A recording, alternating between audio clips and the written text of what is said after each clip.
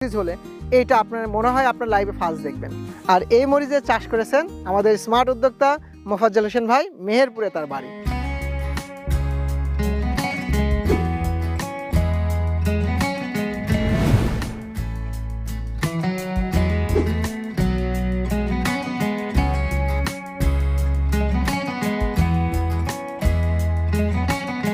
এই মুহূর্তে যে জমিতে ঝাল আছে কয় মণ উঠানো যাবে?